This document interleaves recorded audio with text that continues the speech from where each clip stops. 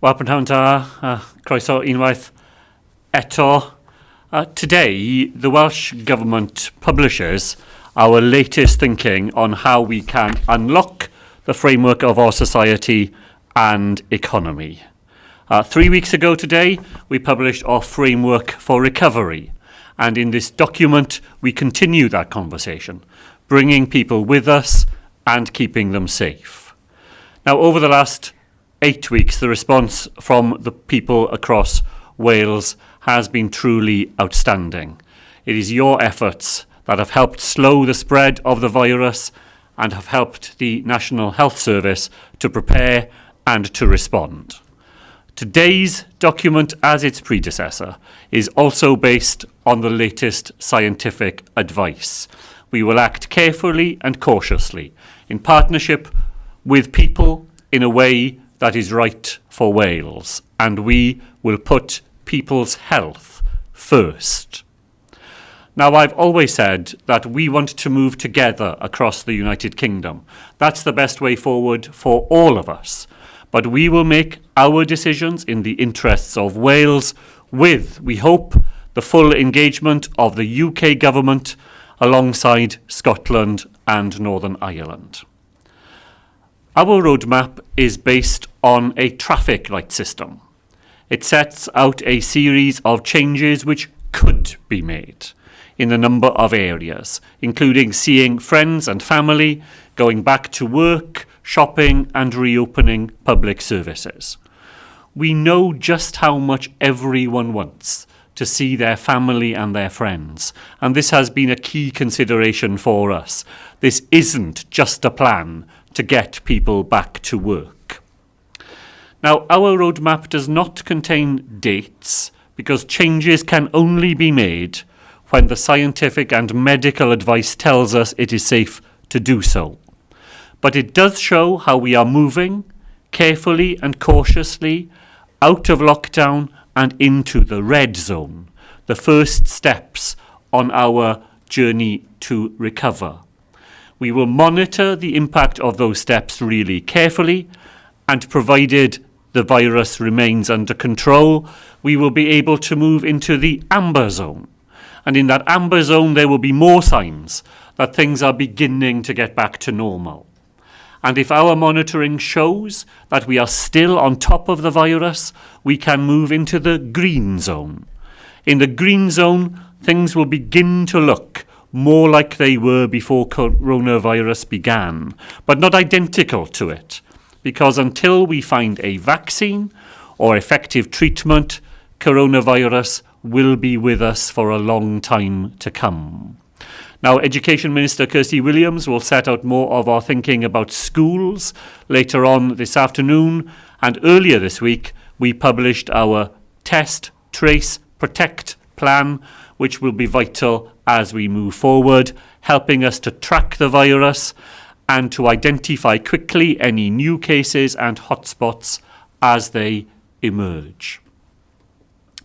Now, as another weekend approaches with a prospect of warmer weather, my message today is the same as it has been since the end of March. Please, stay at home and help us to continue to save lives.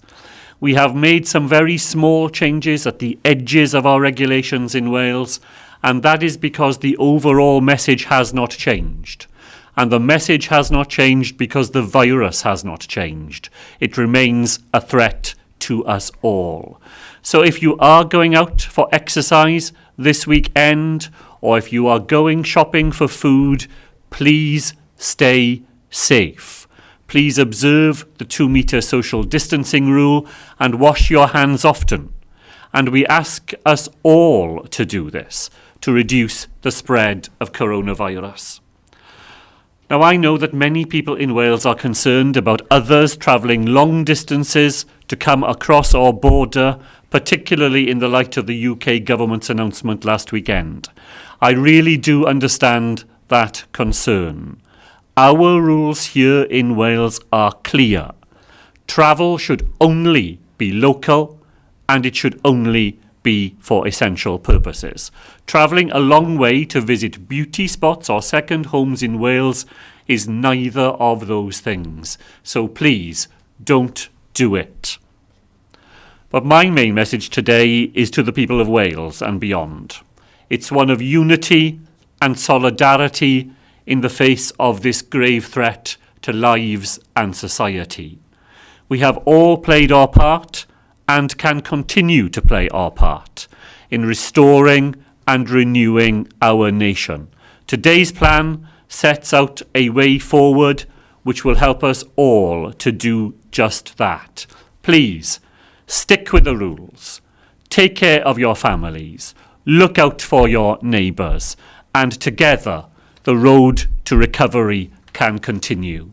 Diolch yn fawr I chi gyd.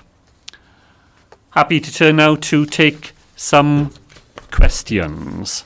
And I have a list here, I know, which tells me that the first person to go through is Bethan Lewis from BBC Wales. Thank you, First Minister. If you could answer this question in English and Welsh, please. You say you're taking a cautious and careful approach, but people obviously need hope as well. What's in this plan to offer hope to people, and don't the people of Wales deserve more detail at this stage? Well, I think the plan provides quite a lot of detail, more detail than we've ever had before. And I do agree that people need hope, that we need together to find a path beyond coronavirus. And that's why we've set out the 3 phases on the road to recovery. And we want people to come with us on that journey. And as ever, our document is about a conversation. It is not a series of instructions from government. It is about a conversation with our partners and our people here in Wales so that together we can craft that way forward. So be ni wedi cyhoeddi heddiw I dogfen sy'n dangos I bobl a ffordd ymlaen.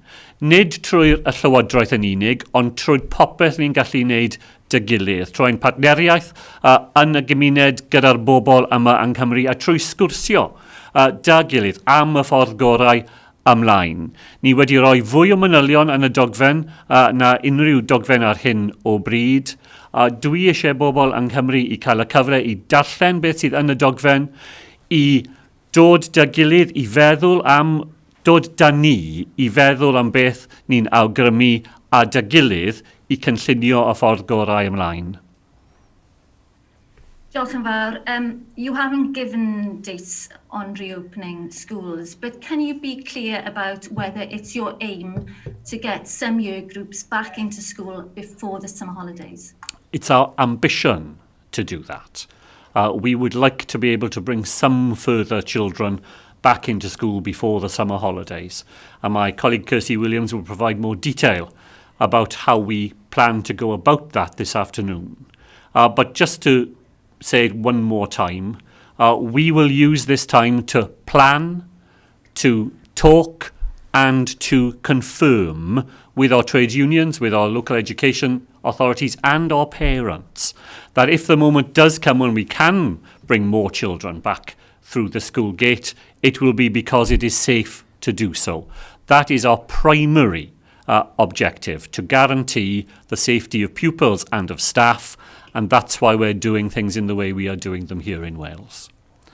Bethan, diolch draw I Owain Phillips of ITV Wales. Pnawn da. Can I ask you on ending the lockdown, isn't it effectively ending naturally? We see businesses now starting to reopen. I've been at a call centre today who are putting social distancing in place. We see more traffic on the roads. Haven't you got a problem here in terms of people have moved on beyond you?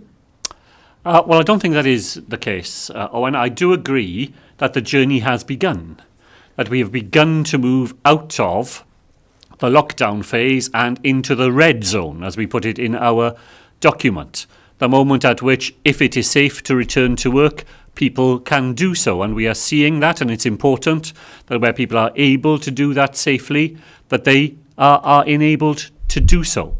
We see more people taking exercise outside the home, as they are entitled to under the regulations here in Wales. So the journey has begun. But for all of us, that journey needs to be a journey taken carefully, taken cautiously, with a limited number of steps at a time, because that is the way that we continue to achieve what we have achieved so far, to suppress the circulation of coronavirus and to keep us all safe.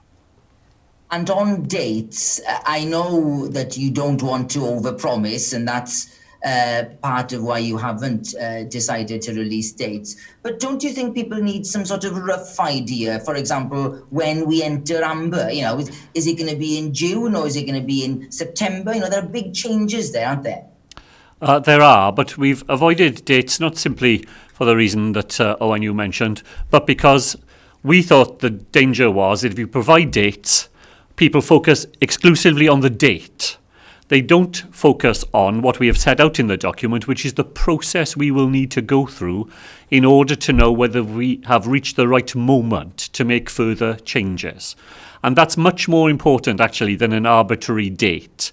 It's being sure that we can say that the circulation of the virus in the community is still below that R figure, that we still have capacity in our health service to deal with coronavirus if it were to start to circulate again. Those tests are what we need to be focusing on, rather than a date which you can take out of the air and put on a piece of paper, and which is inevitably, I think, at this point, arbitrary, and in that sense, I think leads people to focus on the wrong thing rather than the important thing. Diolch, Owain. Across to Dan Whitehead of Skye. Good afternoon, First Minister. Just to reiterate on the dates issue again, you've described it as spurious to attach dates, but just to follow on from Owain's question there, does it not give some structure? And if you don't want to give dates specifically, can you be more clear to the people in Wales what the targets and the aims are to move through the traffic light system? And also, do you think the English government has been irresponsible in attaching dates over the next few months? No, I'm not going to say that anybody has been irresponsible. There are choices to be made here, and you can argue the case in more than one way. And across the world, there are some countries that have chosen to set out a date-driven roadmap to coronavirus, and there are others, New Zealand, Australia, the Northern Ireland Executive earlier this week, and now Wales, that prefers to set out a sequence, a pathway that people can follow. And I've done it for the reasons that we said. What I can say to people in Wales is that with the changes we made at the start of this week, that journey has begun, that we set out in the sequence that they can see, in that traffic light sequence, how events can move in the future. It tells people how we will make decisions as to when the right moment has come to move from one zone into the other. And while that doesn't give people that sort of calendar type approach, I think it does give people who study the document a pretty clear sense of the direction that we are setting out on, the steps that we will need to take, the tests that we will apply, and all of that always seen through the lens of public health and keeping us all safe. Can I also just ask a second question in terms of people coming to visit the beaches and the scenery in Wales from England? The message here, of course, is still to stay at home, but over the border it is to stay alert, and that you can travel unlimited distances to go and enjoy beauty spots. What is your message to those in England who are hoping to come to Wales in the hot weather this weekend? And are you putting out any extra measures, any extra policing to respond if there is that influx? Well, my message to people who are thinking of doing that is please visit Wales later. We are very keen to welcome people to Wales and always have been, but now is not the right moment. In Wales, the law is that you can only travel locally. So people who travel long distances to come into Wales will find that they are on the wrong side of the law. Our aim, of course, will be to explain that to people, to persuade them, to make sure that they understand the position here in Wales, and for them to return home. And that has been happening every weekend throughout the coronavirus experience. Our police in the north and west of Wales are very used by now to having to do that job of educating and persuading people. So we will use other measures, road signs and so on, to get that message across. I wish it had been clearer from the outset that there are different rules in this regard in Wales and in England. Our message to our friends and to our colleagues in England is this: visit Wales, but do it later. Now is not the time to do it. Thanks very much. We'll across to Adam Hale of the Press Association. Diolch yn fawr. You said last week, First Minister, that the communication with the UK government was one of fits and starts. How has communication been this week? Are you confident that the Welsh Government is receiving the information that it needs currently? Well, I'm afraid this week has been one of the stops in the stop-start process. Last week, in the run-up to the change of the regulations, we had good meetings with the UK government on 4 out of 5 days. I am disappointed that a whole week has gone by without any meeting of that sort. And when I talked last week about the need for a regular rhythm, a predictable pattern to the way in which we engage between the different parts of the United Kingdom, it's a disappointment to me that 1 out of only 3 weeks we've got has now gone by without any contact of that sort. What I don't want to see is a sudden splurge of contact in the few days before decisions have got to be made.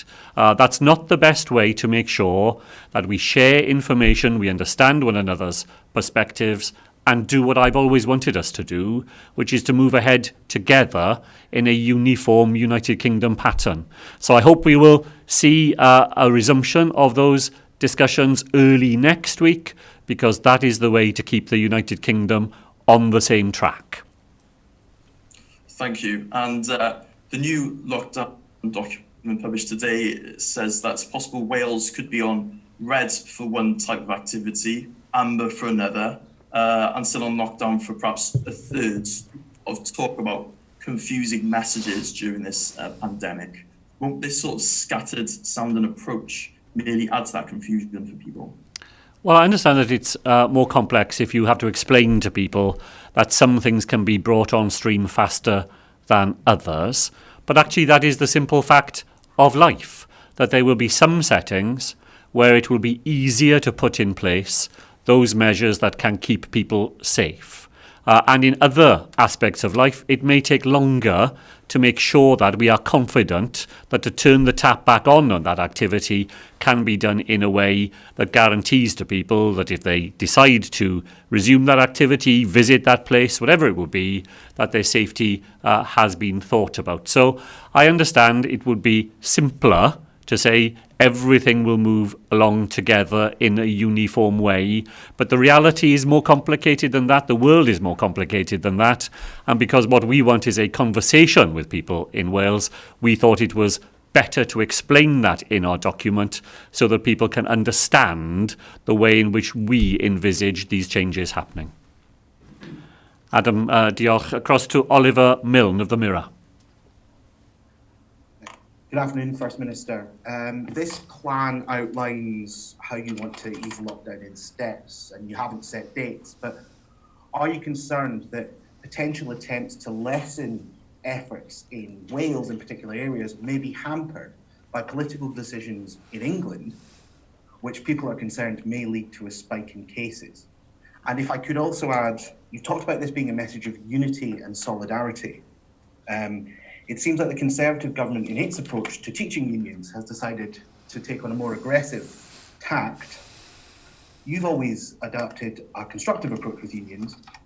Could you outline the benefits of that approach, perhaps, to your colleagues in Westminster? Well, thanks very much, Oliver. And that's your first question. Of course, all of us have to be very careful in the way we discharge our responsibilities, because a sudden upswing in coronavirus in Wales wouldn't stop at the border. It would affect other people and vice versa too. It's why I think all governments across the United Kingdom have emphasised the need for maximum caution, and certainly that is the approach we will be taking in Wales. Now, as far as relations with trade unions and others are concerned, we've always had a social partnership approach in Wales. We had a meeting of our Social Partnership Council yesterday, trade unions, employers, the Welsh Government, all around the table together, all talking about a common pathway. out of lockdown, out of coronavirus, in which we all make our contribution. And surely that is a far better way to do things. I would imagine that if I was a parent in England and I heard that teacher unions were not satisfied that schools were being reopened in a safe way, that would be a cause of concern to me.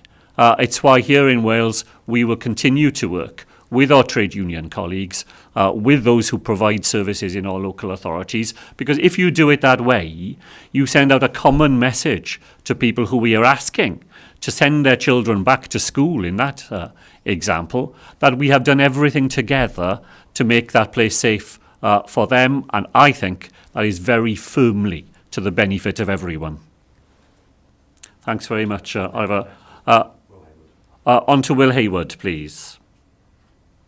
Thank you, First Minister. In your exit plan, you mentioned circuit breakers. Can you outline what exactly they are? And is there an automatic response to them? Could, for instance, children be removed from school within 3 weeks of joining if the R rate goes up? Thanks. Well, so the circuit breakers are the ones people will have heard me talk about before. They include things like the number of people being admitted to hospital because of coronavirus reasons, the number of people in hospital who then need to go into an intensive care bed because the nature of the illness has got worse. If those sorts of things were to start moving in the wrong direction, and remember they've been heading in the right direction in Wales for the last couple of weeks, if they were to suddenly start moving in the wrong direction, that would be a very powerful sign to us that we need to take additional measures to stop the circulation of the virus. And it could be that if things got out of hand, we would have to say that some of the things that we are allowing now, and if we were in a position where schools were back, that you could end up saying those things have got to go into reverse. It's because we are so determined to avoid that happening that we are taking our steps in Wales in such a careful and considered way, and to monitor the impact of our decisions continuously, so that if there are any signs that things are going wrong, we're there immediately to try to deal with it. Thank you, First Minister. Is it a case that there's a number we have to reach, or is it a case of those circuit breaker signals just going in the wrong direction? And my second question, you indicated different areas of life may be in different colours on the traffic light scale. Can you give us an outline of which areas you think are most likely to move to the green level first, and which do you think would take the longest to reach that stage? Obviously, this is all subject to change. Sure. Well, no, thanks for both of those. Well, as well as the circuit breakers that I've just mentioned, the R figure is another really important thing for us to keep continuously under review. The R figure will tell us something about the circulation of the virus in the community. So at an earlier stage than when people present themselves at the hospital. And we know when R is at 1, then coronavirus is in a sort of steady state. It's not spreading any faster than people are getting it. Once it begins to creep above 1, then it's repeating itself faster than you would want to see it. So that figure is an important part, and it's part of our repertoire in terms of circuit breakers. In relation to what things will happen first, well, you can imagine, can't you, that we've already learnt quite a lot in the retail sector. So we've already learnt that supermarkets have been able to keep going and have adapted the way they've done things and are able to operate with safety still in mind. And there will be some lessons for that some other parts of retail may well be able to be open. So you can see that in the earlier part of the spectrum. Other things are inevitably going to take longer. So anything that approaches a mass gathering, anything that approaches groups of people being under the same roof, doing things in close proximity to one another, that's not going to be in the early stages at all. That's much further down the line. And there will be different aspects of our plan able to be released at different points. And while that is quite complicated for people, as I say, it's just a reflection of the complexity of real life, and it is better to be honest with people about the way life will pan out over the weeks and months ahead. Thank you very much. To Mike Hughes of LBC, please. Thank you, First Minister. Just on the different sectors moving out of different stages at different times, how is this going to be policed, given the challenges that are already faced by forces that operate along the border about the different messages in England and Wales? Isn't this going to be incredibly hard for police forces to enforce if different areas are in different stages? And have you consulted police forces before publishing this? And have you also spoken to forces in England about how things could differ there? Well, we're in continuous conversation, both with our chief constables and with our police and crime commissioners. Lots of discussions with them yesterday in advance of the plan, lots of discussions with them again this morning. We focus on the police forces that serve us here in Wales. Policing is not a devolved matter, of course, to the Welsh Government or to the Cynhadledd, but we have very strong and continuous relationships with our PPCs and with police chiefs. Look, the police will not be the enforcing authority for many of the things that are in this document. It's environmental standards officers in local authorities, for example, that will be responsible for the enforcement of a number of different aspects of it. But can I just say this? The success of our combined efforts to deal with coronavirus cannot rest upon policing and enforcement, nor has it over the last 8 weeks. What it has rested on is the combined determination of people in Wales to do the right thing. And we're very fortunate that our population is so much in that position. And I think we'll want to go on being that in that position. We'll want to take just those things that they feel confident in doing, and that it will be self-policing that will get us through the coronavirus crisis, rather than a reliance on the formal mechanisms of enforcement. Thank you. I just want to come on to schools reopening. I know you say there is a further announcement later by the Education Secretary, but there will be teachers watching and listening to this now who would have just had a very quick look at this framework. Can you say throughout all of the stages from red right the way through to green that you can foresee teachers being issued personal protective equipment in the classroom to protect their safety? Well, it's very important to say that PPE is not the first line of defence in any workplace. There are many other measures that you need to put in place first before you come to the conclusion that PPE is needed in any context. And that involves all the things that we know about social distancing, about the organisation of the classroom, of simple but essential hygiene measures that need to be put in place. So we will continue to talk in Wales with our teacher unions and local education authorities about all the measures that can be designed into the system to keep teachers safe, to keep pupils safe. If there is a genuine case in some circumstances, and it will certainly not be in every classroom by any means, in some circumstances where PPE would be a requirement when all those other things are done, then of course we will be talking to our colleagues about that too. Mike, thank you. Rupert Evelyn of ITN.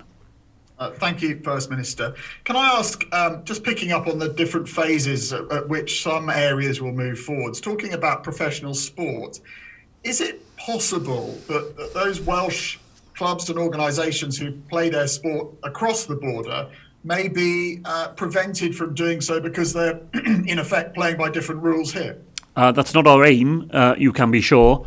And we are in detailed conversations with the Sports Council and with sporting bodies. If it is possible safely for Welsh sports clubs to take part in competitions that are being reopened, then our ambition will be to make sure that we can play our part in making that happen. It will be under the broad umbrella we've talked about all the time, safety and public health measures first, but if those are in place and our sports teams are able to take part, we will not want the rules in Wales to be a reason why they cannot do that.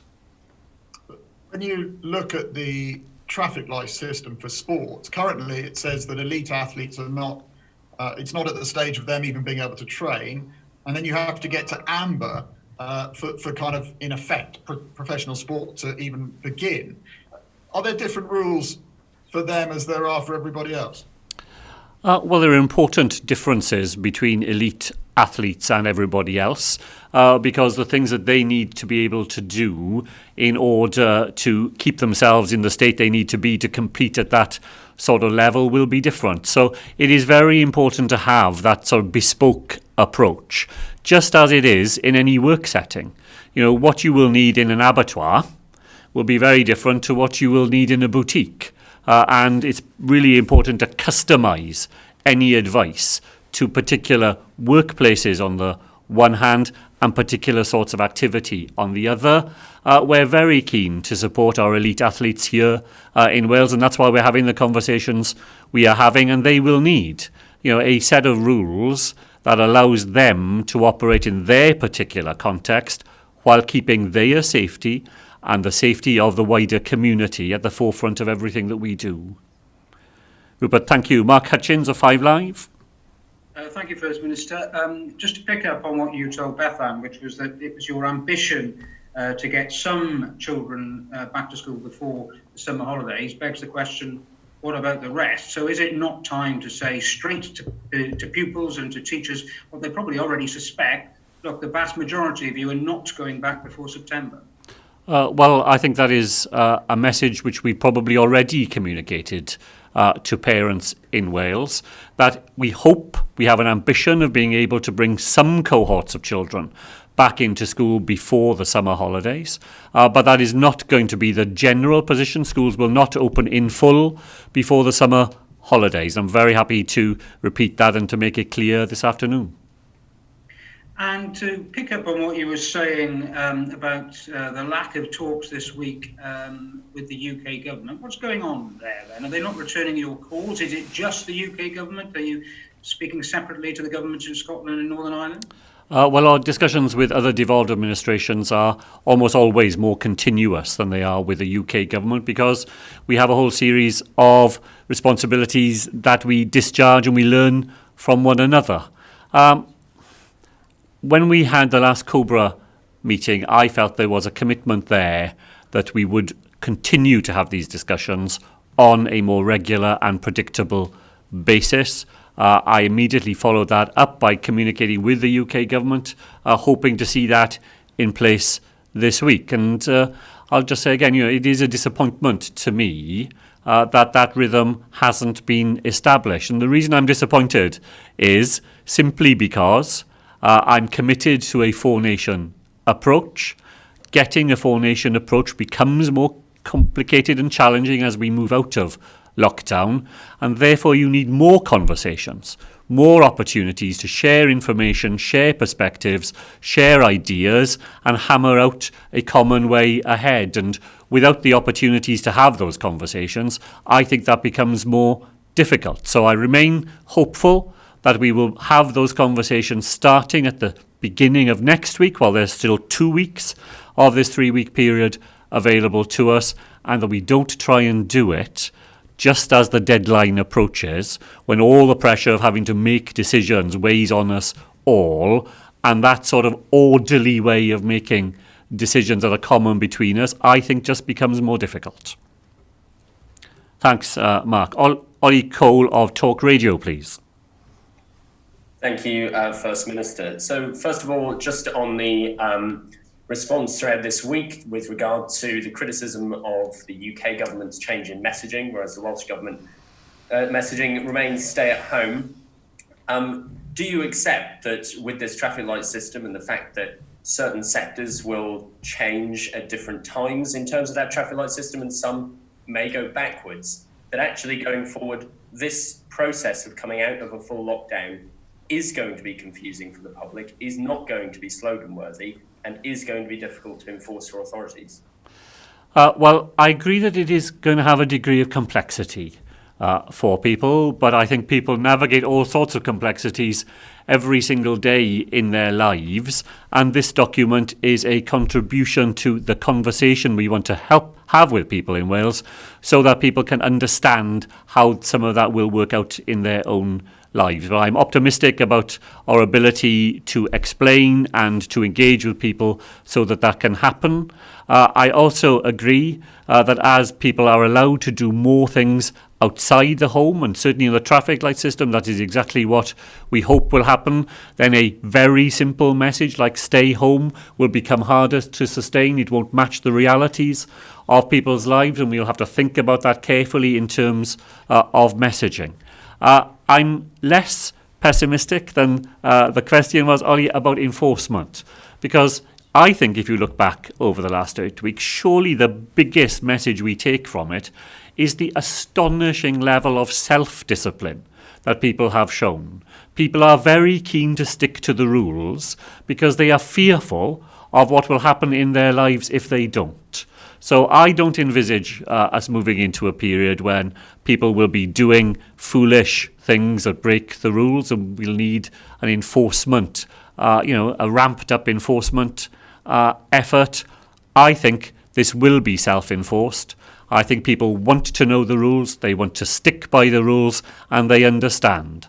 The rules are there to enable us all to play our part in the ongoing effort we all have to make. Because if we don't make it, then coronavirus will be on the rise again, and we'll be back to square one. Everything we have done will have been set to one side, and I don't think anybody wants to be in that position. Thanks very much. And just quickly on trajectory. Now, obviously, you're not attaching dates to this plan, but that it is reliant on testing, tracking, tracing, ramping that up, and also reliant on effective treatments and potentially a vaccine. Does that mean that this plan is months away from seeing our first kind of move into a potential amber zone for a sector? Is it weeks, days?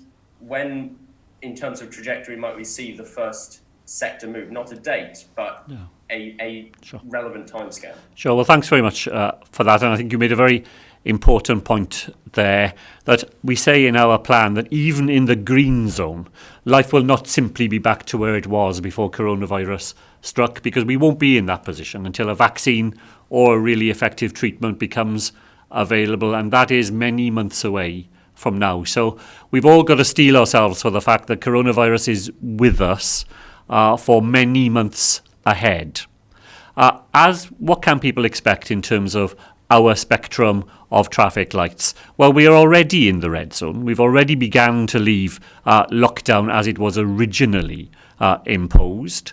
And I am hopeful that, provided coronavirus remains at or below the levels we currently see, that there will be more things we will be able to do in the red zone at the end of the current 3 weeks. I've then just got to say that before we know whether we can take further steps, we've got to be confident that the initial moves that we make don't inadvertently result in coronavirus being on the rise again. And when I talk about careful monitoring and keeping on top of the data, we really mean that here in Wales. We're hopeful of more modest moves at the end of the next 2 weeks. And before we can say anything else, it will be a matter of making sure that those moves are still allowing us to stay on top of this disease, which has killed so many people in Wales already, and will go on doing that into the future, whatever we do. Ollie, thank you very much. Over to Wrexham and to Rob Taylor. Good afternoon. The document this lunchtime mentions to move out of lockdown to red or amber for shopping includes making adaptations to the public realm, such as town centres. Are you able to give some examples of what type of changes we could see in our town centres and who would be responsible for them? Would it be Welsh Government, retailers or local authorities? Well, Rob, let me just give you one example of what we mean. We know that we're going to have more active travel measures in place to enable people to get back into town centres and to take advantage of some of the things that may be possible in the future. So we have established a small fund. It's with local authorities to allow them to make proposals to us for additional bus lanes, for pop-up bicycling lanes, to widen pavement so that people can remain at a social distance from one another. So when we talk about the public realm and town centres, it is about those intensely practical things that will prepare for the day when people can return in larger numbers to them. We've seen in other parts of the world that when areas are opened up and people don't feel safe about going to them, people just don't go. So we will want people to feel safe going back into our town centres, and there are some very practical things we're doing with our local authorities now to prepare for the day when people will be able to do that safely. And the technical advisory cell update was published yesterday, and it stresses the importance of the test and trace and spinning that up before the flu season. But there appears to be a reluctance to set targets for testing or numbers of contact tracers that are needed. If this is all based in science fact, why not publish how many people will be needed and by when, and how many tests will be needed by when? Because in simple terms, the public will then know if the government has met what the science has required. Well, in the document that my colleague Vaughan Gethin published this week, actually it does say that we are aiming for up to 10,000 tests by the time the new regime comes into being, and we hope to have 1,000 contact tracers available at that point. So I think there are some very specific figures that tell people in Wales what we will need at the start. It is more difficult to predict beyond then, because those numbers are inevitably a factor of how the disease behaves in the community. But actually, I think the document gives people a very clear sense of both the number of tests we think we may need and the number of people that we will need as the new system gets underway. Thanks very much, Rob. So, Josie of the Powys County Times. Good afternoon, First Minister. Another question on football, but more so focusing on domestic football within Wales. And I know you're not setting out exact dates at the moment, but are you supporting the return of action for football clubs in Wales, basically before the next season comes around? Well, the next season is quite a long way off, so I certainly don't want to say that we are ruling it out for the whole of the next season. But let's be clear, football is a contact sport in its way. It brings people together, and the more people get together, the more the disease circulates. So we will have to be very confident, I think, that the level of circulation of the disease in the community has been really suppressed before we are in a position to allow people to come together for that sort of activity. And if you're talking as well, Josie, about allowing people to come and watch football being played, then that layers another level of complexity and potential difficulty on top of all of that. And in our traffic light system, all of those begin to happen right at the end of the spectrum, not near the start. And on sort of cross-border tensions, are you seeing a rise of that between England and Wales since there's been different restrictions coming across between the countries? In the Dyfi Valley, we've seen people put loads of signs out, warning people, aimed, at English people to stay at home, and things like Welsh law written. Do you condone locals doing things like that? And do you have fears on what long-term impact this might have on tourism in Wales? Well, let me just say again, people who live in England are our friends and our neighbours, and for many of us, our families as well. Our message to them is simply visit Wales, but do it later. Of course, we want to see people come to Wales and to welcome them here again. But local people are anxious about the spread of the virus in communities that have managed so far to have very low levels of the spread. And just reinforcing that message, as I say, to our friends and families across the border, that now is not the time to come to Wales. The time will come, and the time will come when we will be very keen indeed to see you all again. But please don't do it now, because the law in Wales is different. When it is safe to begin to open up Wales again for visitors, we will be very pleased indeed to see you then. Thank you very much.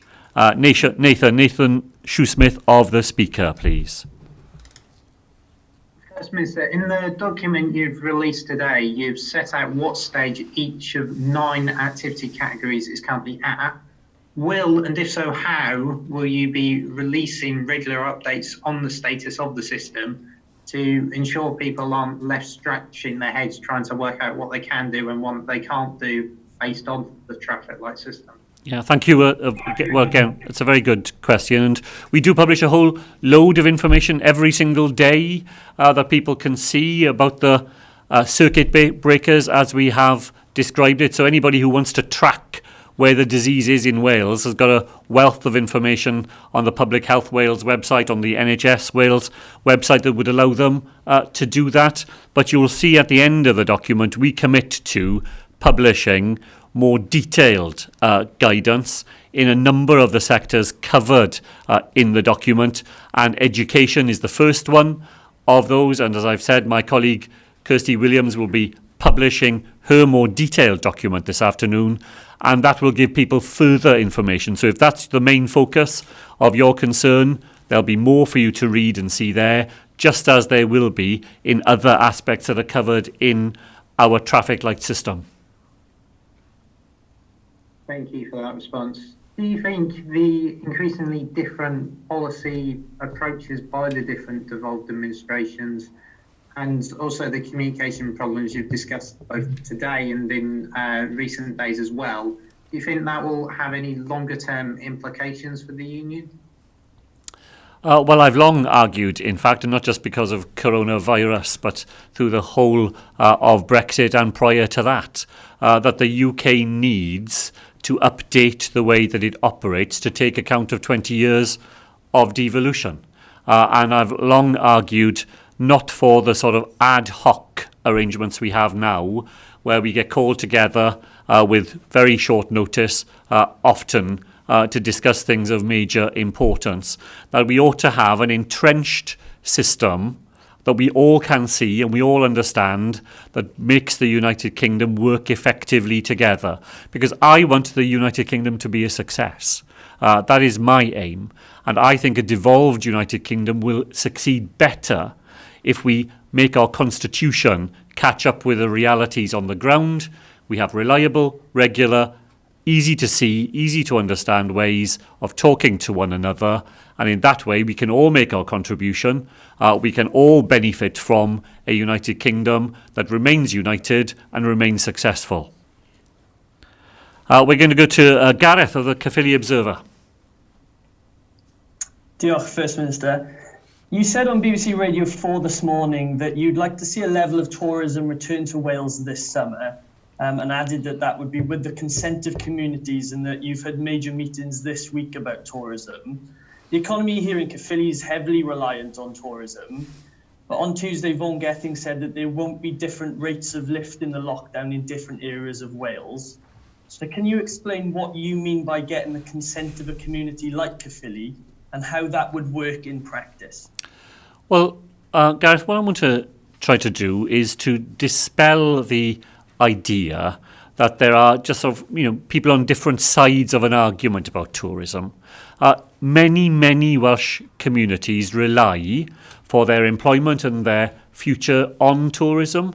They have every bit as much of a commitment to that industry as people who come to Wales to enjoy the things that we have to offer. So there's an identity of interest rather than a conflict of interest, which is why I said that in order to begin the process, and it would only be to begin the process of reopening tourism in Wales, you've got to do it with that community on the side of the measures that you are taking. And our tourist industry is very alert to that in Wales. They know that taking communities with them will be a very important part of this journey. So if we are in a position, as we would like to be, to see some steps, some initial steps in allowing the tourist industry to have some activity over this summer, it will need to be in consultation with and the agreement of the people in those areas.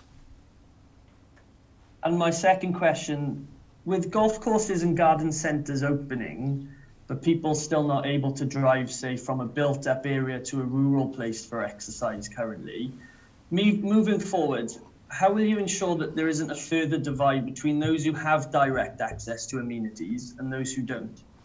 Well, thank you. That is a very good question indeed. You'll see that in our document today we have a very specific section in it on inequalities. Because one of the things that we have learnt about coronavirus is that it doesn't strike at random. It is more likely to strike certain groups in our community, and it has a very strong impact on those who are disadvantaged already. So we are very determined that as we begin to unlock society and the economy, we are always doing it as well as through the safety lens, but through that lens of the way in which the impact of the virus is different in different parts of Wales, and to do those things and make sure that people who are bearing the brunt of the virus are right at the front of our thinking when we come to allowing people to do more things.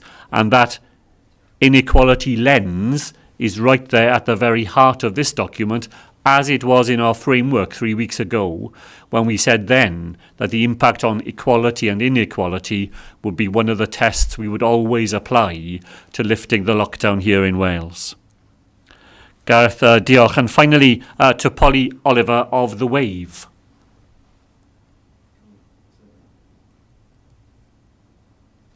Thing yet, and obviously the whole situation.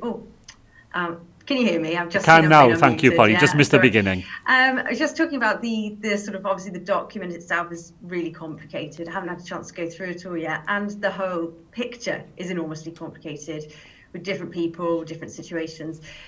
Just one question, first of all, with regards to, and apologies if it is actually in that document, but with regard to schools reopening and balancing the safe reopening of schools with the requirements of workplaces, because you're going to have, is there some way that concerns of parents whose bosses may require them back in work can be kind of allayed with a reassurance that schools and childcare settings will be, sort of matching up with that? Because I can't be the only one, perhaps, who's concerned that everything will be sort of back to normal in most work, not back to normal, I know, but with social distancing in some workplaces, whereas we're already sort of hearing that schools won't be going back until at least September. Well, thank you for that. Important just to say, of course, that schools in Wales have stayed open right through coronavirus for the children of key workers and for vulnerable children. Yes, and we've had more children come into our schools in the post-Easter period. And we are always in discussions with employers, as well as the teaching unions and local education authorities, about what it will take to enable those workplaces to reopen. And it is in the document. I won't go into the detail of it here, but we do have a focus on childcare settings in this document, because we know that bringing some of that back on stream, so the parents who rely on the childcare sector to be able to manage the difficult balance between home and work, that we can help them in that way too. Oh, thanks very much. And also, you unrolled the sort of the testing planning that is coming into force, and how you'll be tracing as well. And you also said yourself, until a vaccine is there, life will not return to normal. Currently, if you show symptoms or someone in the household shows symptoms, you have to isolate for 14 days.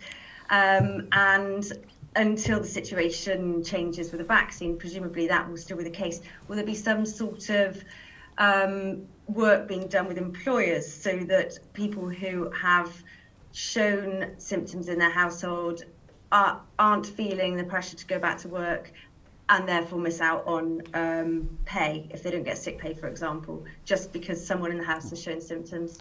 Thank you very much. Go back to normal. Yeah, no, thank you, Polly. So, just to say, my experience of employers in Wales is that the vast majority of them want to do the right thing by their workers, because by doing the right thing by their workforce, they do the right thing by their business. And nobody would want somebody who was a potential risk to everybody else in the workplace to come back into work prematurely, because very soon you'll have a much worse problem on your hands than if you'd allowed that person to remain in self-isolation for a bit longer. But my final point probably for this session is to say that as we move into the community-based testing regime, our aim will not be for people to be self-isolating for 14 days.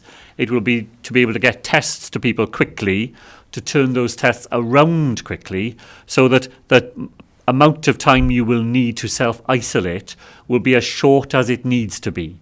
And if a test demonstrates that you aren't infectious to others, you'll be able to get back to work much more quickly. But of course, if you have got coronavirus, you will know that you've then got to self-isolate until you're safe to go back to work and to resume other activities.